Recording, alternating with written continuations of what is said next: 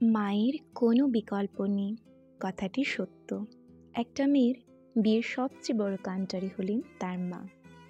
তোমরা সকলেই হয়তো জানো, অনেক ছোটবেলায় আমি আমার মাকে হারিয়েছিলাম। সারা জীবন এই আশঙ্কায় থেকে গেছি, আমার বিয়ের সমস্ত কাজ কে করবেন, মায়ের অবর্তমানে সেগুলো কে দেখবেন। কিন্তু আমার সব আশঙ্কা এক নিমেষে শেষ হয়ে যায় যখন আমার এই 4 মাসি বিয়েতে আমার মায়ের সমস্ত দায়িত্ব নিজেদের মধ্যে ভাগ করে নেয়। হয়তো মাকে হারিয়েছি, কিন্তু জানো, পেয়েছি আমারই 4 মাকে। কি সুন্দর করে দেখো, আমার রাঙামাসি আলতা পরাচ্ছেন আমায়।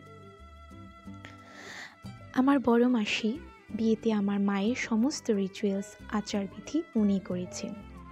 এখানে আমার দধিমঙ্গল হচ্ছে, সাধারণত মা করে থাকেন, কিন্তু আমার মায়ের অবর্তমানে আমার বড় মাসি সব কিছু দেখেছেন।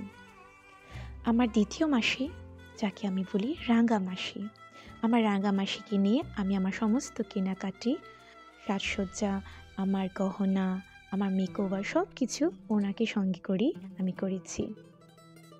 আর আমার 3 নম্বর মাসি, যাকে আমি বলি কণা মাসি, আমার কণা মাসি অতিথিদের আপ্যায়ন, অতিথিদের রান্না বান্না সব কিছু উনি ওনার তত্ত্বাবধানে রেখেছেন। আমি খাচ্ছি কিনা, আমি ঠিক করে ঘুমোচ্ছি কিনা, সব কিছুই উনি দেখেছেন। আর আমার সবচেয়ে ছোট্ট মাসি, সেই মাসি আমাকে সারাক্ষণ ইমোশনাল সাপোর্ট দিয়ে গেছেন। তোমরা সবাই জানো, মেয়েদের বিয়েতে মেয়েদের ইমোশনাল কতখানি ডিসব্যালেন্স হয়ে থাকে।